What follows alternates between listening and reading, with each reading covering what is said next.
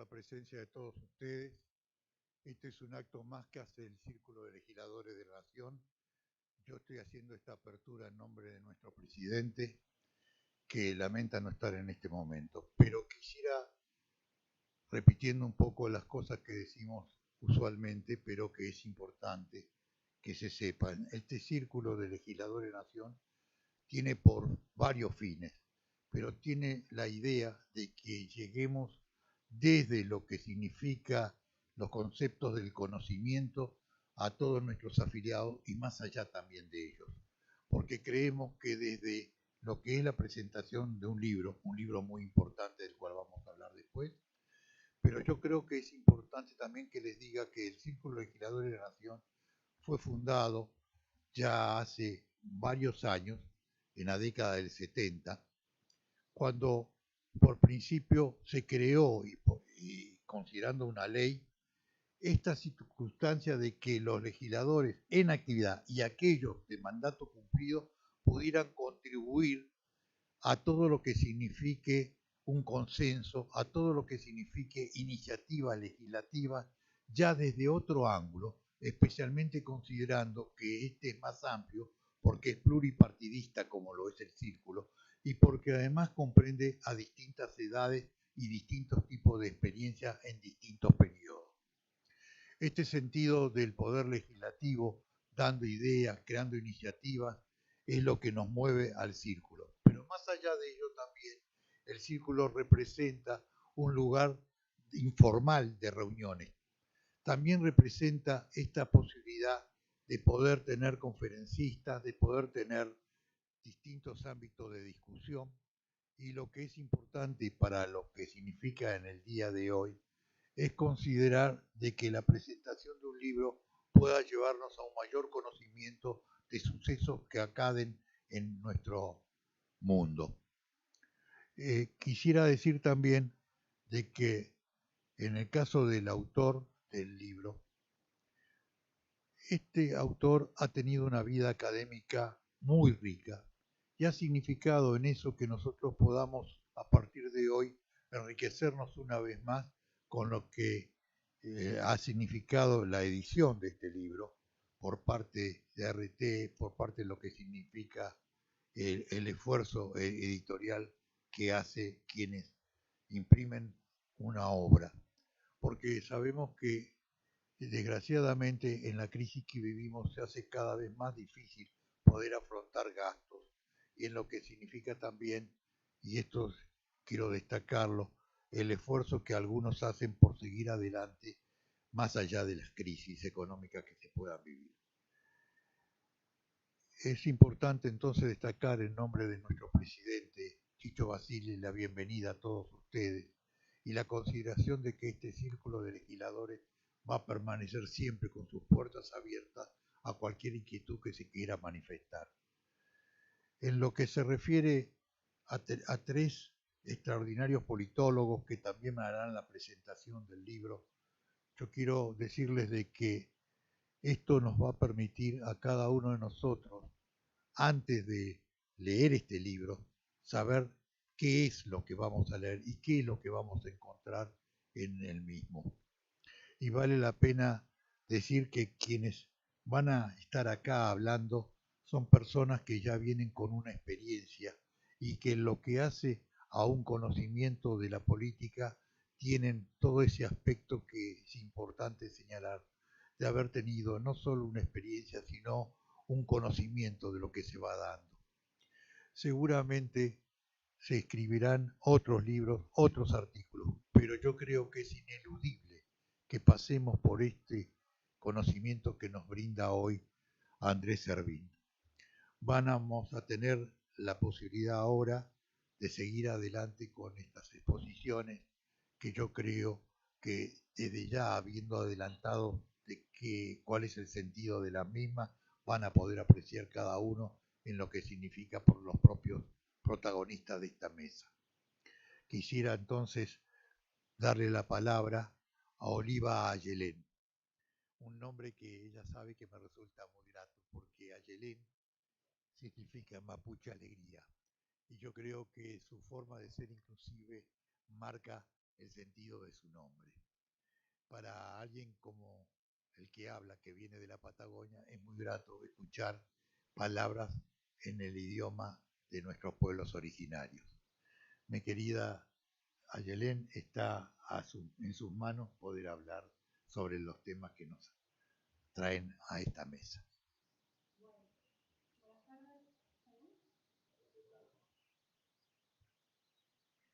A todas, muchas gracias por la presentación. Gracias, Andrés, también por la invitación a la presentación de este libro. Es un gusto estar acá. Nos hemos visto varias veces en la televisión pública, en el noticiero internacional, y siempre fue muy esclarecedor sus análisis. De hecho, el tema de Ucrania es algo que veníamos siguiendo ya desde mediados del año pasado, fines del año pasado, cuando todavía creo que ninguno de los que estamos sentados en esta mesa adivinaba este escenario como el que estamos viviendo ahora. También quiero mencionar que es un placer estar en esta mesa con José Nathanson, director de Monde Diplomatique, con Leandro Darío y también con los diputados que aquí nos acompañan. El objetivo de este libro, que lo tengo, acá lo tenemos, lo podemos ver ahí en pantalla, se llama La guerra y transición global, con una pregunta interesante de cómo se gestó la guerra en Ucrania y cómo nos afecta. El objetivo del libro es un objetivo ambicioso, pero acorde a esta época. Es un objetivo que lo que busca en esa pregunta es responder, en todo caso, si estamos viviendo en un momento de transición del orden global y hacia dónde va esto.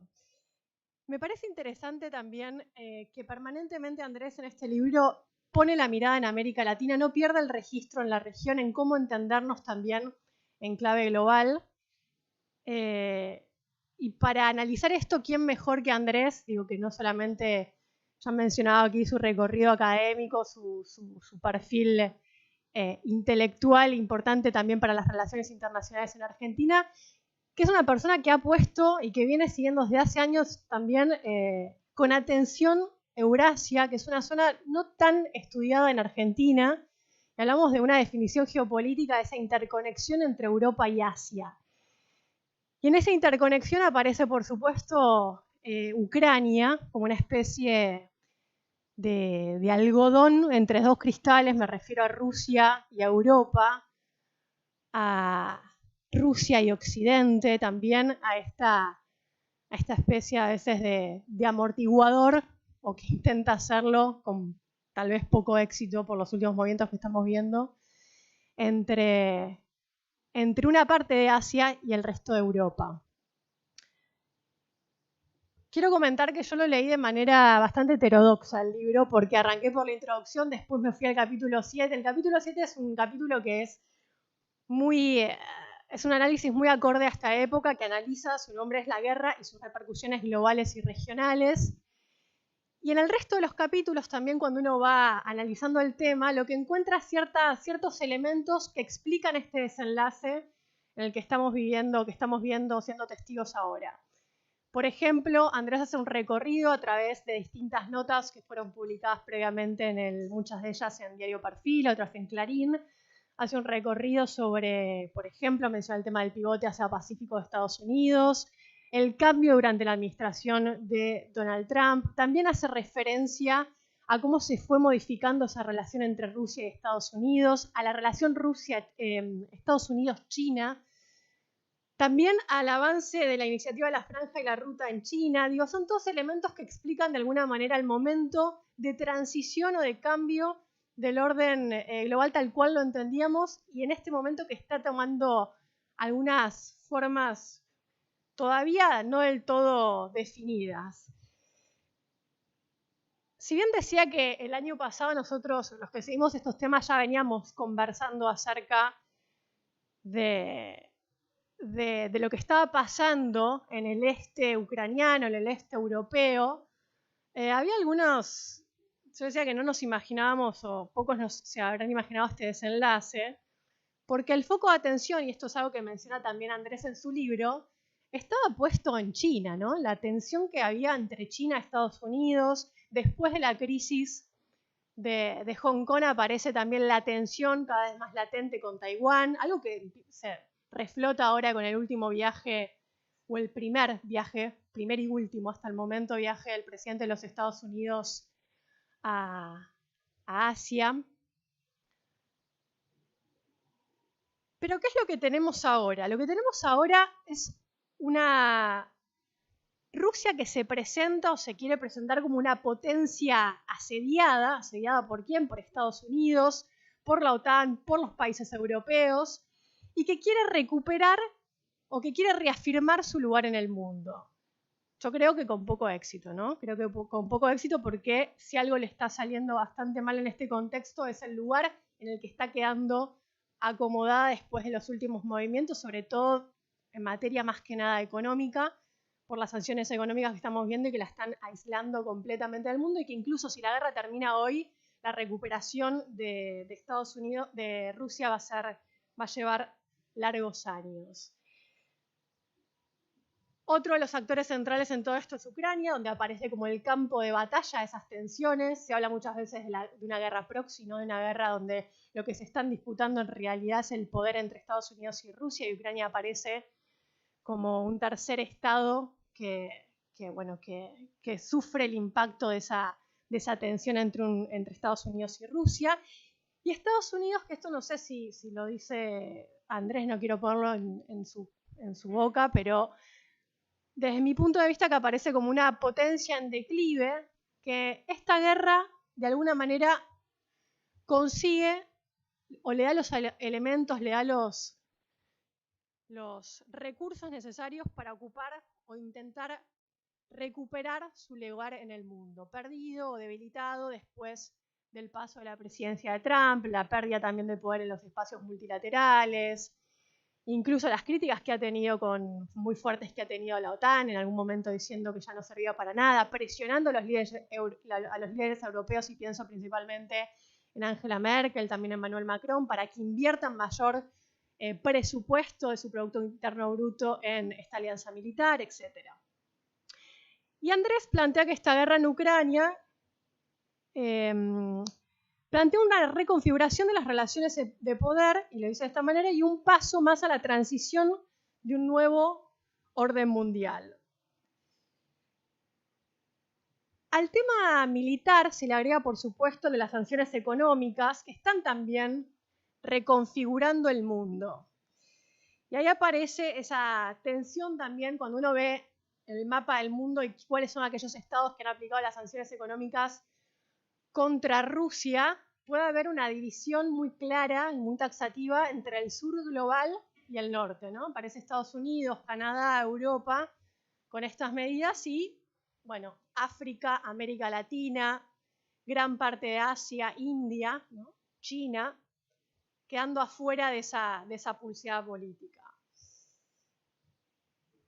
Y en su libro plantea 3 movimientos que me parecen interesantes resaltar y con los cuales coincido, que sean producto de esta guerra en Ucrania. En primer lugar, que Estados Unidos comenzó a desplegar una estrategia de recuperación de influencia en América Latina. Esto me parece interesante porque lo estamos viendo con los últimos movimientos que están sucediendo en la región, sobre todo lo vemos con la Cumbre de las Américas realizada en Los Ángeles, con la voluntad también de poner un poco, en un momento donde se divide el mundo, de poner la atención también y exigirle a América Latina que esté del lado de Occidente, ¿no? Que esté del lado de los Estados Unidos y Europa en esta situación. Y también aparece algo clave también para la región, que es el acercamiento producto de esta guerra y producto de las sanciones económicas a Venezuela, que es algo también novedoso, ¿no? Y que ha generado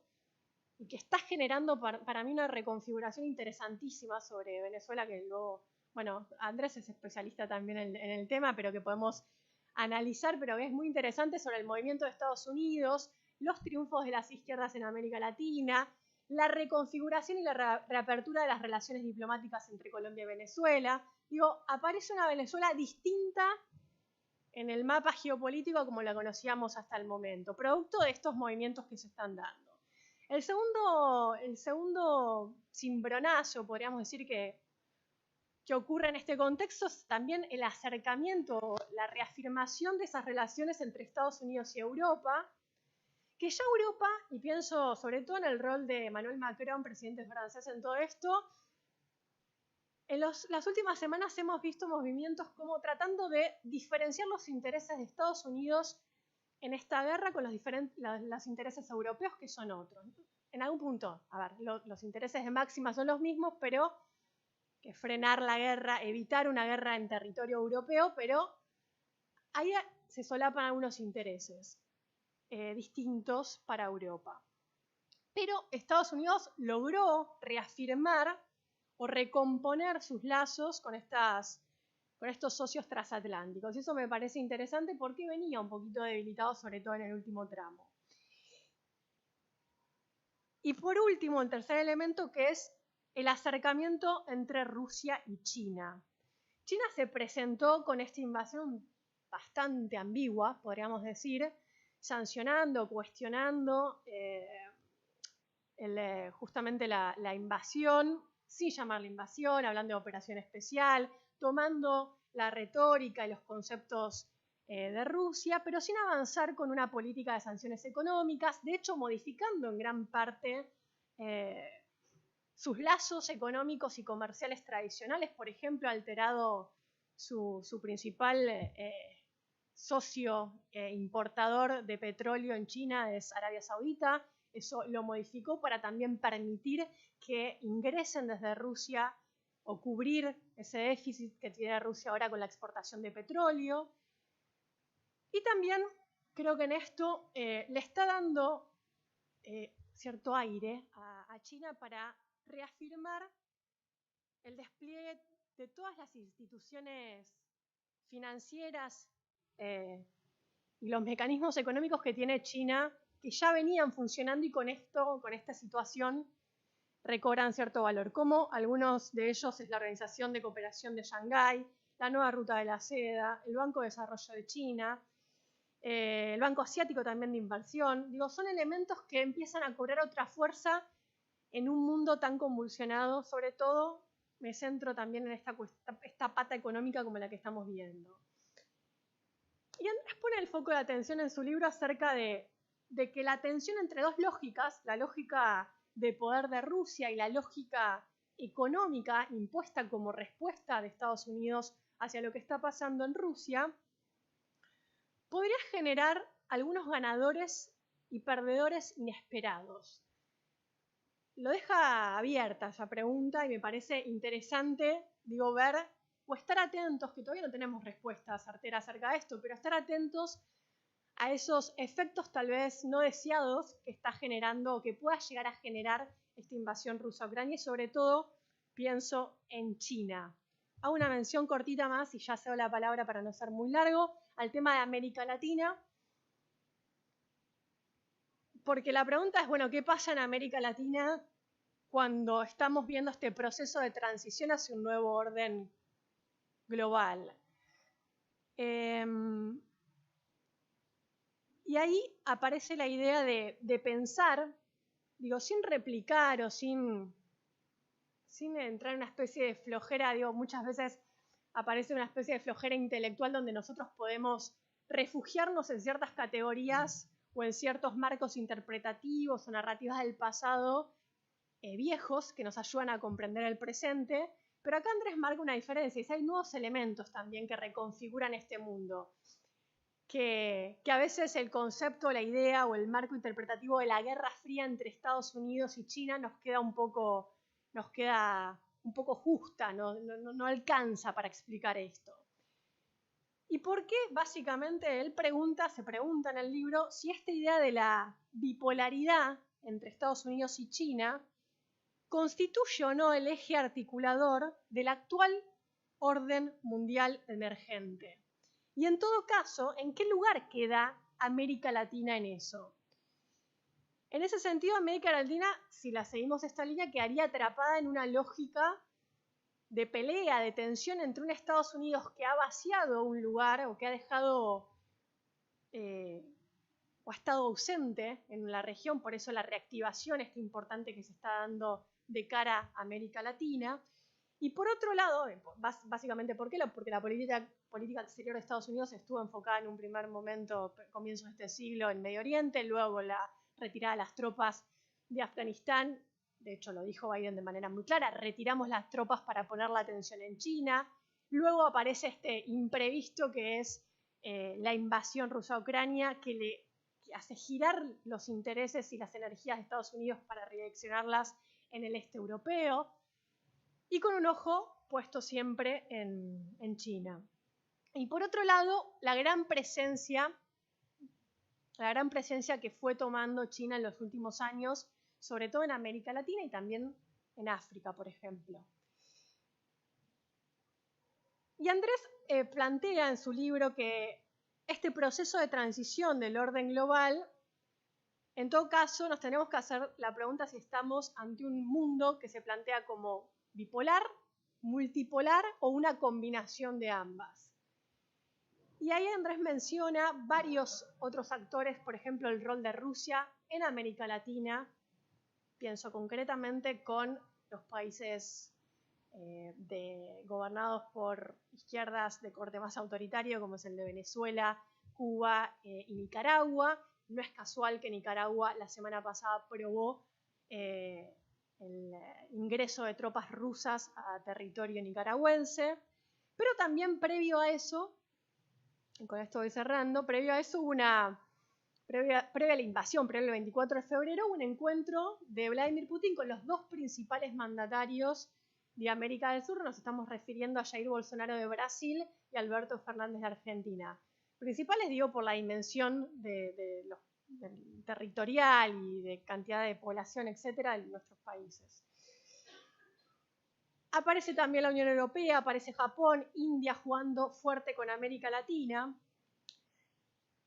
Y coincido con esta lectura que la presencia de todos estos actores, que se dan en diferentes niveles y en grados distintos también, ofrecen un amplio espectro de oportunidades para América Latina, para no quedar encerrada en esa dicotomía o falsa dicotomía entre o estamos con Estados Unidos o estamos con China, en momentos donde la invasión Rusia-Ucrania presiona para definir ciertos alineamientos regionales. Bueno, tengo algunos apuntes más, pero pasaría la palabra al resto de los colegas también para que opinen. Creo que esos son algunos de los ejes que a mí me han llamado la atención y que me parecen que en el libro de Andrés están desarrollados de manera muy interesante para pensar también, como latinoamericanista que soy, pensarnos también en clave global y cómo leer a América Latina hoy en un contexto tan convulsionado y tan rupturista para lo que nos tenía acostumbrados como el que estamos viviendo actualmente. Gracias a Yelena Oliva. Ha sido muy interesante todo este comentario sobre el libro que nos trae. Quería agradecer a Andrés Servín, que también va a colaborar con unos talleres que se van a dar en torno al tema de Ucrania. Lo hago en nombre de nuestro secretario de Relaciones Exteriores, el senador Pedro del Piero. También quiero agradecerle a Autori todo el esfuerzo personal que realiza en función de que tengamos esta letra impresa. Más que nada, vuelvo a repetirles, en nombre de nuestro presidente, el doctor Basile, que realmente este círculo va a permanecer siempre con las puertas abiertas a todo tipo de expresión que se realice. Y quería decirle, haciendo hincapié en lo que acaba de explicarnos sobre este libro, a Yelena Oliva. De pasar de la bipolaridad pasamos a un Washington solitario como poder en el mundo. Después ahora estamos pasando a otra, a esa multilateralidad que tenemos. Y estamos pasando a una circunstancia muy especial donde tenemos a una Unión Europea que en un principio dejó de lado Trump, que ahora se ha ido fortaleciendo y que tiene, por ejemplo, 9 países que están deseando entrar en ella. Esto viene porque después de este libro se consideró como candidata, y esto hace pocos días, a Ucrania para la Unión Europea. Pero Es una candidatura muy interesante porque ser candidato no significa que entró en la Unión Europea. Ahora viene todo un periodo de tiempo para ver si entrará en la Unión Europea tanto Ucrania como Moldavia, que es otra parte que está interesada en entrar. Pero están los países de lo que fue la disgregación de Yugoslavia. Están aquellos países que ya son candidatos y nunca fueron tratados todavía, como es el caso de Macedonia del Norte, como es el caso de Albania, como es el caso de Montenegro, como es el caso de Bosnia, de Serbia. Evidentemente hay toda una estructura futura que en lo que hace a la Unión Europea, que es muy importante considerar, aunque la Unión Europea no es de por sí un ejército común. Plantea, sí, en uno de sus artículos, en lo que hace al Estatuto de la Unión Europea, la posibilidad de tener una defensa común. Pero realmente lo que significa el tema militar es la NATO. La NATO que en algún momento Estados Unidos consideró de que era muy egoísta por parte de Europa considerar de que ellos tenían que tener el gasto para que la NATO le sirviera de defensa a Europa.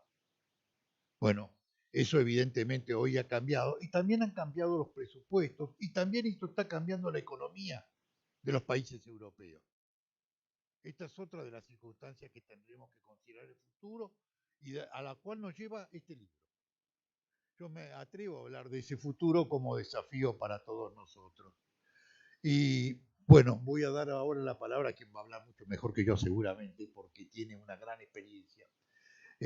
Quiero decirles de que es un orgullo para mí saber que en este círculo quien está dirigiendo el Le Monde Diplomatique esté para hablarnos. Evidentemente estamos hablando de alguien que sabe y sabe mucho. Yo quisiera, José Nathanson, escuchar la palabra de usted. Pensé que cuando decían gran experiencia se referían a Andrés, pero un poco. Bueno, muchas gracias al CRIES, a Andrés, al Círculo de Legisladores, a todos. Es un placer estar acá. Yo voy a hacer 4 comentarios y voy a tratar de atenerme a eso y no irme por las ramas, cosa que a veces me cuesta. Voy a tratar de hacer 4 comentarios sobre el libro y sobre Andrés, sobre las dos cosas, agradeciéndoles de nuevo al CRIES, Andrés, al que conozco hace ya unos cuantos años. Bueno, voy a decir 4 cosas. En primer lugar, voy a decir que Andrés es un académico erudito que es muy especialista en sus materias y al mismo tiempo es un divulgador hiperactivo. Combina 2 artes que no siempre conjugan bien. Muchas veces los académicos con doctorado, formaciones, posgrados y todos los pergaminos que implican ser un académico relevante, digamos, tienen dificultad para comunicar lo que dicen. Y muchas veces no solo tienen dificultad, sino que además no tienen ganas. O porque les da fiaca, o porque les parece que es un arte menor, o porque les parece que no vale la pena dedicar su tiempo extraordinario y tan valioso a esas cosas. Muchos académicos solo se dedican a hacer trabajo académico e investigación académica. No está mal eso. No está mal. Que a mí no me interese no quiere decir que esté mal, digamos, ¿no? Que a mí me gusten los académicos que además participan del debate público, no quiere decir que esté mal que haya académicos que hacen otras cosas, digamos. A mí no me gusta el fútbol americano y está bien el fútbol americano, digamos. Entonces, lo que quiero decir es que Andrés conjuga en la misma persona 2 especialidades o dos artes que no siempre son fáciles de combinar. Sabe mucho de lo que habla y habla de una manera en la que todos le entienden. Y eso la verdad que es algo difícil de lograr y es algo que en el libro que estamos presentando hoy se refleja muy bien.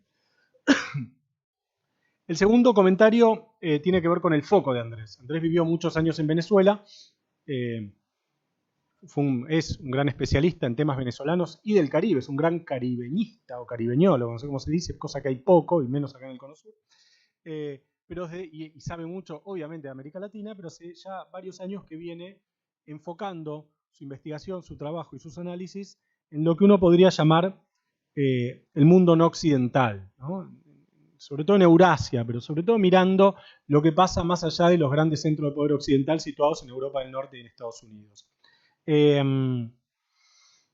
Es arriesgado lo que hace Andrés porque es difícil. Es difícil, bueno, en primer lugar por unas cuestiones básicas. Todos más o menos podemos leer en inglés o en francés o incluso en alemán o en italiano.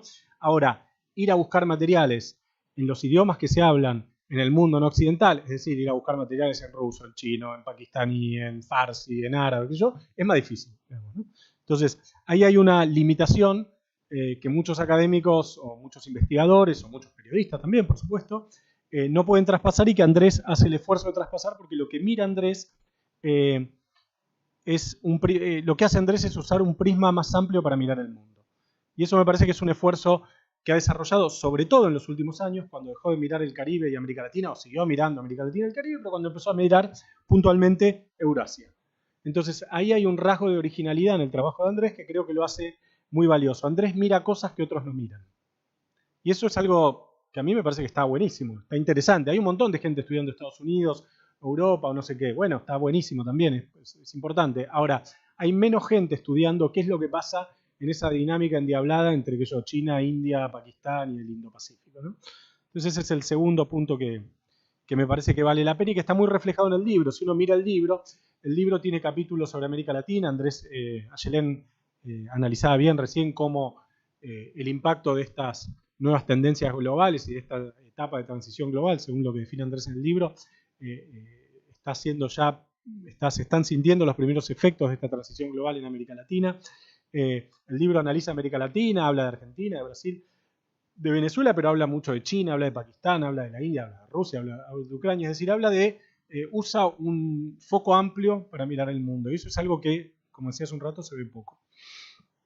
El cuarto comentario es que Andrés tuvo suerte al analizar Eurasia, porque yo creo que él seguramente no se imaginaba que iba a haber una guerra en la frontera este de Europa cuando empezó a trabajar Eurasia hace ya algunos años, pero lo cierto es que el trabajo que viene desarrollando hace ya algunos años adquiere una relevancia y un protagonismo en el debate público, en la conversación informada, que no hubiera tenido si Putin no hubiera decidido apretar el botón de la operación militar especial, como lo llama él, y ordenar que los tanques y las tropas rusas crucen la frontera ucraniana y avancen en, no sé si son 3 o 4 frentes, primero para tomar Kiev, después para Novi, bueno, todo lo demás. El libro dedica varios capítulos y recoge varios artículos dedicados a Eurasia como esta zona enorme que abarca una parte de Europa, una parte de Asia, una parte de lo que uno podría llamar el subcontinente indio. Analiza bien cómo la Organización de Cooperación de Shanghái, formada inicialmente por China, Rusia y algunas repúblicas de Asia Central, después ampliada a otros socios, empezó a tratar de construir un polo euroasiático que pudiera, no diríamos enfrentar, pero tal vez sí morigerar o por lo menos disputar la hegemonía occidental en este rincón del mundo, y analiza también en esta zona del mundo, mejor dicho, y analiza también de una manera muy interesante cómo el principal foco de conflicto y de tensión global está hoy situado en el Indo-Pacífico. En el Indo-Pacífico, esa enorme zona que va del continente indio y que abarca hasta China, y que abarca 2 océanos, el sudeste de Asia, las islas del Pacífico, Australia y demás. Bueno, es en el contexto de estos estudios, digamos, sobre las dinámicas euroasiáticas que Andrés desarrolla lo que es el último capítulo del libro. Yo hice exactamente lo mismo que hizo Ayelén. Leí primero la introducción, después me fui a leer la guerra en Ucrania y después vine para atrás. Y a mí me parece que, y este es el último comentario que voy a hacer hoy, pero somos periodistas y vamos primero a la carne y después empezamos a leer por donde nos interesa más. Somos periodistas y por lo tanto arbitrarios. Bueno, y me parece que entonces el último comentario que quería hacer es que el libro, y este sí está más centrado en el libro, hasta ahora hablé más de Andrés y menos del libro, es un documento interesante para entender y para rastrear las claves del origen del actual conflicto y la guerra entre Rusia y Ucrania. Ahí Andrés cuenta bien la concepción que guía a Putin, no desde ahora, sino prácticamente desde su llegada al poder, de la necesidad de recuperar el protagonismo de Rusia, no como un actor secundario en la escena internacional, sino como un país con el pleno derecho a influir en los acontecimientos internacionales. Esto es algo que parecía que Rusia había resignado después de la caída del muro de Berlín. Es algo que la historia le había garantizado a Rusia durante uno diría siglos, siglos por lo menos de la constitución del Imperio Ruso en el siglo XVIII, Andrés, más o menos en el siglo XVIII, y que después de la hecatombe de la Unión Soviética, la implosión de la Unión Soviética, esos años de desorden, de confusión y de caos, que son sobre todo los últimos años de Gorbachev y todo el periodo de Yeltsin, termina de caerse con la llegada al poder de Vladimir Putin y la idea de que Rusia no tiene que ser un actor secundario, ni un actor relevante, ni un espectador de la escena mundial, sino un protagonista de pleno derecho. Y asociado a esto, la idea, que yo creo que es lo que se ve en la guerra en Ucrania y que Andrés rastrea bien en el origen, de que Rusia tiene todo el derecho del mundo a influir en los países que están alrededor de ella. Así como Estados Unidos tiene el derecho a influir sobre lo que pasa en México o en Centroamérica, Rusia, piensa Putin, y dice Andrés, que está en el análisis de Putin, tiene el derecho a incidir en lo que pasa en sus fronteras, porque está esta idea también, ¿no?, de Rusia como un imperio terrestre, ¿no? Esto lo habíamos publicado en alguna nota del Diplo, ya se me fue de algún otro especialista en Rusia, creo que era Martín Baña, que recuperaba esta idea de que Rusia no es un imperio que esté rodeado por un mar y que por lo tanto tenga una barrera de protección natural que le permita resguardar sus fronteras, como podría haber sido Gran Bretaña o incluso Estados Unidos, en algún sentido China. Rusia está rodeada de tierra, entonces necesita asegurar una frontera terrestre mediante el control de lo que pasa en los países que la rodean, cosa que ha ido perdiendo y que está ahora tratando de recuperar de manera bastante desdichada. Y por último, la última clave que me parece que uno puede rastrear, hay mil más, no digamos, pero la segunda o la otra que yo encontré en el libro, dos más. Una, el giro no occidental de Rusia. Esta idea de que cuando cayó la Unión Soviética, algunos estrategas rusos pensaron que Rusia podía confluir con el mundo occidental alrededor de las ideas de libre mercado y democracia, ¿no?, que son las ideas que en ese momento, pensemos primeros años 90, Bill Clinton y demás, guiaban los objetivos del mundo occidental. La idea de que Rusia podía confluir con esto fue rápidamente desechada, en parte por Rusia y en parte por el mundo occidental, que no hizo, y esta ya es una opinión mía que no le vamos a atribuir a Andrés, que no hizo todo lo que podía hacer para que Rusia tuviera una transición postcomunista un poco más tranquila, digamos, sino que vio una oportunidad y se lanzó a aprovecharla. Y por último, la última clave que identifiqué, que está en los trabajos previos de Andrés a la guerra de Ucrania, es la convergencia con China. La idea de que Rusia tarde o temprano va a converger con China, los intereses estratégicos de Rusia. No estamos hablando acá de buenos y malos, o de éticos y antiéticos, estamos hablando de intereses, de realismo, de política internacional, de conflictos de poder, de tropas y militares y economía. Entonces la idea de que iba a haber una convergencia, casi uno diría natural, entre los intereses de la principal o la gran potencia económica que le disputa el poder a Estados Unidos y la gran potencia nuclear que le disputa el poder a Estados Unidos. Dicho así, es básicamente verdad, digamos, ¿no? Entonces, bueno, el libro, me parece, y ahora sí voy terminando, el libro tiene la enorme ventaja de ofrecer algunas claves premonitorias, si uno lo lee con atención, de lo que podía llegar a pasar en el este de Europa, que después, para mala suerte de los ucranianos, para desdicha, para infelicidad y para tragedia de los ucranianos y para la suerte de los que estamos hoy acá, están encerradas en los últimos capítulos del libro. Les agradezco de nuevo al CRIES, al Círculo de Legisladores y a Andrés por haberme invitado y también por escucharme. Gracias. Muchas gracias, pero muchas gracias, Nathanson. Creo que fue muy importante y revelador sus opiniones sobre este libro. Y me recordaba, cuando hablaba de Rusia y su inmensidad territorial, que Rusia considera, y esto lo dice el libro, en varias oportunidades de su historia como salvadores del mundo. Cuando frenan el expansionismo de los mogoles, los mongoles cuando invaden Europa encuentran en Rusia un freno, así como lo encuentra Napoleón y finalmente como lo encuentra Hitler. Esta idea de Rusia de ser salvadora también de lo que es el mundo de Europa es parte de lo que es una conciencia histórica colectiva que hace que Rusia considere su protagonismo en el mundo. Y cierto es que quien tiene como adversario a mi adversario es mi amigo. Por eso que la relación con China hoy se va a dar y va a seguir dándose frente a lo que es el interés común ante otra potencia. Esto se llame Taiwán en un lado o se llame, en el caso concreto de Ucrania, que estamos viendo a través de la historia reciente.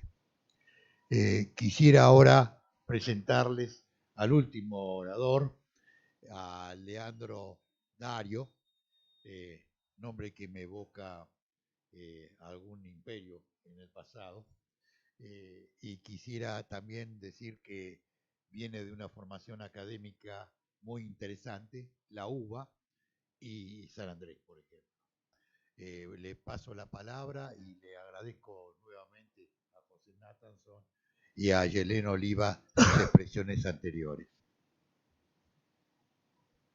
Buenas tardes, muchas gracias por la invitación.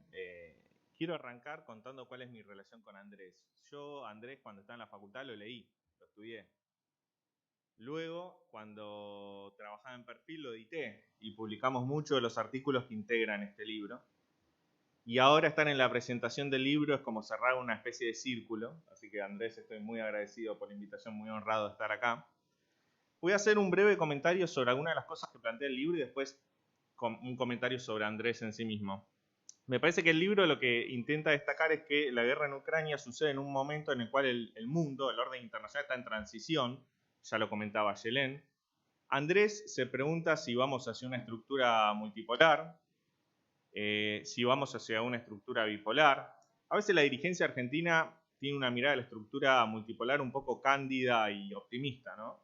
Cuando no necesariamente sabemos cómo sería esa estructura multipolar y si nosotros, como país, estaríamos en la mesa, sentados en la mesa o en el menú. Yo particularmente creo que estamos en una relación bilateral preponderante entre Estados Unidos y China, que no tiene la rigidez de una estructura bipolar como la Guerra Fría, pero no importa lo que yo pienso, sino cuáles son los intereses y deseos de los actores con poder, ¿no? En este caso, Andrés relata muy bien que Rusia quiere volver a ser tratada como una gran potencia. Tal vez Andrés después nos pueda comentar algo, pero es bastante sintomático que cuando el G7 está reunido discutiendo qué hacer con Rusia, Rusia vuelve a bombardear Kiev, como enviando una señal de pueden discutir todo lo que quieran en este tema, pero si yo no me siento en la mesa no hay una salida de este conflicto. China quiere un G2, por lo menos en este momento quiere ser tratado en igualdad de condiciones por Estados Unidos. Estados Unidos quiere un G1, pero el momento unipolar ya se quedó sin NAFTA, así que eso ya quedó en el pasado. Y algunos autores, como Ian Bremmer, hablan de un G0, donde no hay un liderazgo global. Me parece que estamos hoy en ese momento, pero en transición, como relata Andrés. Hay un déficit de liderazgo para proveer bienes públicos globales, y lo vemos a la hora de la estabilidad financiera y económica global, a la hora de conseguir y distribuir vacunas por la pandemia, y también a la hora de encarar acciones para mitigar el cambio climático, algo que está costando mucho, justamente por esa escasez de liderazgo. Andrés se mete de lleno en lo que le queda o lo que tiene que enfrentar América Latina como región en este orden en transición, y él alerta sobre los riesgos de que haya una relación triangular entre la región, China y Estados Unidos. Eso lo alerta Andrés claramente. También se pregunta si hay una nueva relación centro-periferia con China, y me parece interesante eso debatirlo, porque creo que públicamente no se está debatiendo tanto. Pero Andrés también muy hábilmente introduce dentro de la mesa de opciones que tiene la región a otros actores, porque un orden en transición implica riesgos y amenazas, pero también oportunidades. Y ahí es cuando Andrés habla de que Rusia regresó a la región. La Unión Europea, con lazos culturales y comerciales, también es preponderante. Y vemos otros actores que tienen intereses en la región, como Irán, Turquía, India, Japón, Corea del Sur, que también ofrecen un menú para que la política exterior de los países de la región puedan diversificar sus relaciones diplomáticas y no solo caer en la trampa de una relación triangular con Estados Unidos y con China. Como mis colegas fueron muy claros en sus exposiciones, paso a hablar un poquito de por qué me parece que esta obra es importante. Andrés es uno de los pocos analistas internacionales que viven en Argentina y que no solo leen, sino que hablan con fluidez ruso. Esto es muy importante. porque no solo accede a la información, sino también la lengua es como un puente hacia la comprensión de los valores, de los intereses y de las cosmovisiones del otro, en este caso de Rusia como actor geopolítico y geoestratégico. Eso me parece que lo distingue de otros analistas internacionales. Me parece que esta obra es fundamental porque tiene mucha pedagogía, le explica a una audiencia no especializada fenómenos que en principio son complejos y hasta pueden parecer lejanos, pero no lo son, porque tienen implicancias en nuestro país y en la región. Esa pedagogía la pone al servicio de la divulgación. Como dijo José, Andrés logra moverse y nadar con habilidad en dos mundos muy distintos, que es la academia y los medios de comunicación. Y cuando lo hacen los medios de comunicación, él le transmite conocimiento a la sociedad civil, y ese compromiso que tiene al hacerlo es fundamental, porque, como decía José, tenemos muy buenos académicos, pero a veces son excesivamente academicistas. Y esto no está mal, como decía José, pero la verdad que a mí me gustan los intelectuales que participan del debate público y que lo enriquecen. Y bueno, Andrés es uno de ellos. Promover el debate público sobre temas internacionales es algo que tal vez no da mucho rating en la Argentina, pero que es necesario. La guerra en Ucrania disparó los precios de las materias primas y los alimentos que nosotros exportamos, pero también de la energía que importamos, y eso está generando desequilibrios macroeconómicos y microeconómicos. Lo vemos todos los días, así que es muy importante entender por qué sucede esto. Y Andrés con esta obra también nos pone un desafío a todos, ¿no? El desafío a los académicos, el desafío es salir del aula y compartir el conocimiento. Está perfecto debatir en congresos, pero si vos no lográs traspasar ese umbral, nunca vas a lograr que los que no tuvieron la oportunidad, la posibilidad o no quisieron hacer un recorrido académico entiendan lo que está pasando en el mundo. También nos tiene un desafío a los medios, ¿no? Porque ante estas obras nosotros como periodistas tenemos el desafío de contextualizar mejor la información. Y ya tenemos las herramientas. Tenemos un analista que habla en ruso, recién lo decía, una obra integrada por artículos que fueron publicados en la prensa, es decir, hay espacio en los medios de comunicación para este tipo de contenidos, así que el desafío de nosotros, los que integramos los medios, es, bueno, sofisticar un poquito y contextualizar un poquito la información que le brindamos a los lectores. Y también un desafío para la política y los políticos, para que la política se meta en estos debates y que a partir de estos debates formule políticas públicas, políticas exteriores al servicio del interés nacional, que es lo que necesitamos para que haya un bienestar de los ciudadanos y todos estemos un poco mejor. Y por eso, en ese desafío que esta obra le formula a la política, me parece que también ha sido muy inteligente elegir esta casa, el Círculo de Legisladores, para presentarla, porque justamente se trata de eso, de conectar la academia con los medios de comunicación y la sociedad civil y también con el mundo de la política. Muchas gracias. Muchas gracias, al revés, muchas gracias a nosotros por todo lo que ha significado esta posibilidad de escuchar estas expresiones que complementan lo que se fue diciendo. Y ahora, si me lo permite, el autor de la obra, quiero que él cierre este acto que para nosotros ha sido tan importante y que valoramos. Desde ya, Andrés Servín, el micrófono es suyo, nuestros oídos también. Tengo un largo listado, en primer lugar, de agradecimientos. Empiezo por los tres panelistas que, más que nada, más allá de ir a la carne, cosa que me pareció muy bueno, ir a la carne del libro, han despertado otras preguntas para pensar sobre algunas de las cosas que se escribieron. Pero realmente les agradezco muchísimo la posibilidad de que tengamos este intercambio y los comentarios que han hecho desde una perspectiva, y en eso sí creo que es muy importante resaltar, que no es académica. Es decir, el libro, yo he tratado, por ejemplo, evitar las notas al pie, la bibliografía, todo ese fárrago al que estamos habituados en el mundo académico, para hacerlo de lectura más fácil, y me parece que por lo menos percibo a través de los comentarios que algunas cosas se han logrado transmitir sin pasar por el alambrado de púas que es el trabajo académico en general. Entonces, en primer lugar, mi agradecimiento a ellos, mi agradecimiento al Círculo de Legisladores, por lo mismo que decía Leandro, esta posibilidad de poder intercambiar en este espacio sobre un tema que realmente creo que es un tema que nos permite reflexionar no solamente sobre la guerra de Ucrania, sino en especial sobre lo que está pasando con el mundo, y me voy a reservar algunas palabras al final al respecto. Quiero agradecer obviamente al equipo de CRIES y a CRIES que estuvieron apoyándome en esto, a la Fundación Foro del Sur en su momento, y a alguien que es responsable de muchas cosas que tienen que ver con el libro, que es a Fabián, que me estuvo empujando ahí para que dale con el libro. Me parece que fue muy importante que me asusaras para sacar el libro. Es una nota muy personal, ya no tan general.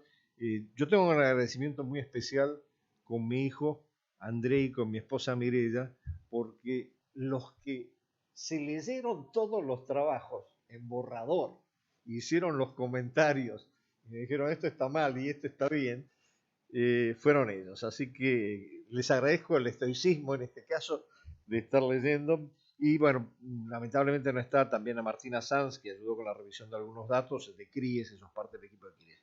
Y un agradecimiento muy especial a todos los amigos que están aquí presentes, porque yo sé que hoy es un día que no es tan fácil movilizarse a las 4 de la tarde al centro y estar escuchando estos temas que pueden ser de mayor o menor interés, pero no necesariamente son lo suficientemente atractivos como para llegar hasta acá. Así que muchísimas gracias a todos. Bueno, es posible que en el listado de agradecimientos se me quede alguien o algunas de las instituciones, pero creo que en líneas generales estos son las personas que de alguna manera han sido indirectamente responsables de que yo me lanzara a la aventura de publicar un libro que no es un libro estrictamente académico. Ahora, yo creo que Fabián acertó mucho con la tapa del libro. Si ustedes ven el libro es un rompecabezas que no termina de encajarse, y en realidad yo creo que es más grave, no solo el hecho de que no termina de encajarse, sino que además está en un proceso de cambio en donde las fichas no terminan no solo de encajar, sino que se mueven permanentemente. Y yo creo que esto es uno de los puntos fundamentales cuando estamos hablando de los temas internacionales que tenemos que entender. Es cierto que yo tengo muchos años trabajando algunos de estos temas desde una perspectiva más académica, pero hoy en día estamos con la guerra de Ucrania en particular como punto de inflexión, estamos en un momento en donde la perplejidad nos abruma, es decir, porque no sabemos muy bien hacia dónde vamos, no sabemos cómo se va a mover el mundo de aquí en adelante. Y la gran pregunta es, bueno, hablando de América Latina, hablando de la Argentina, ¿cómo nos vamos a ubicar en esto? Yo no quiero extenderme demasiado sobre estos temas porque ya están en el libro y porque aparecen en otros lados, pero yo creo que sí es importante mover la mirada de uno, y creo que se marcó varias veces en las intervenciones previas, y ver el mundo desde otras ópticas que no son las ópticas estrictamente del mundo occidental. Eso es en lo que nosotros nos hemos movido históricamente, nos hemos formado, nos hemos empapado de eso, de los valores del mundo occidental. Pero cuando empecé a trabajar sobre Eurasia, me di cuenta, bueno, pero hay gente que mira el mundo de otra manera y configura sistemas políticos, desarrolla sus economías, una perspectiva distinta. Bueno, no voy a abundar sobre esto, todo eso está en el libro y las instituciones y las organizaciones, pero sí yo creo que es importante que tomando eso en cuenta, en este momento, más allá de la discusión si el mundo es bipolar o multipolar, lo que estamos asistiendo es que la guerra de Ucrania sí genera una polarización muy clara entre Occidente, un Occidente, como dirían en Venezuela, reencauchado, es decir, en una segunda fase después de Trump con una política muy específica por parte de la administración Biden, pero también un mundo en torno que no terminamos de ubicar muy bien. Porque no es solamente China como el gran competidor de Estados Unidos y la gran amenaza que se percibe desde Estados Unidos y desde Occidente, sino obviamente también es Rusia, pero también una multitud de actores emergentes que pesan cada vez más. Y entonces no es que estamos frente a la confrontación entre el mundo occidental por un lado y quizás el mundo eurasiático por la convergencia estratégica entre China y Rusia, sino un mundo todavía mucho más complejo que eso, porque en medio de esta polarización aparente, lo que vemos es que de repente el primer ministro Modi de la India se reúne con los miembros de la Asociación de Estados del Sudeste Asiático para mantener una posición lo más no alineada posible ni con China ni con Occidente. Y esto tiene que ver con algo que venimos debatiendo algunos intelectuales y académicos en América Latina, y es la necesidad de que nosotros pensemos de nuevo América Latina a partir de la experiencia y de lo que aprendimos con la Guerra Fría, que pensemos América Latina y lo que tiene que hacer América Latina en términos de un no alineamiento activo. Este es parte del debate que se asoma al final del libro. Este es un debate que seguimos desarrollando en este momento entre algunos de los que hemos justamente participado en un libro que se publicó el año pasado que se llama La doctrina de un no alineamiento activo. Y creo que este es algo que nos debería llamar especialmente la atención para ver cómo nos ubicamos, particularmente cuando vemos las políticas exteriores de algunos de los países más importantes de América Latina en la actualidad, cómo se manejan. Todos sabemos que las políticas exteriores reflejan también las dinámicas domésticas, están afectadas por las dinámicas domésticas.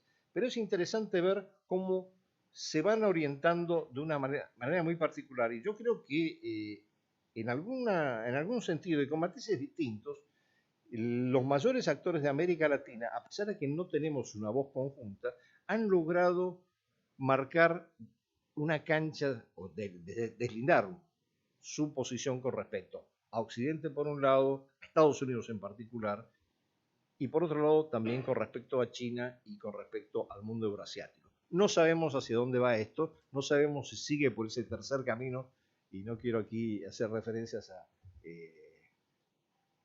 a nada que les recuerde la historia argentina, la tercera posición como tal, pero sí es importante tener en cuenta que quizás debamos pensar el mundo en otros términos de los que estamos acostumbrados con los buenos y los malos de lado y lado, y nosotros en el medio sin saber para dónde ir.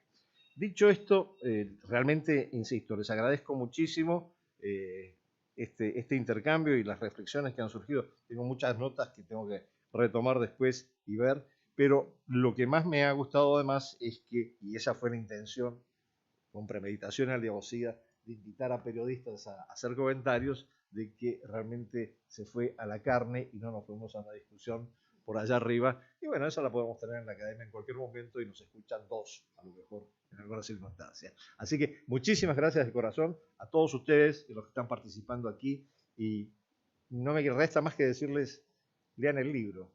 Y Fabián diría, y cómprenlo, por favor.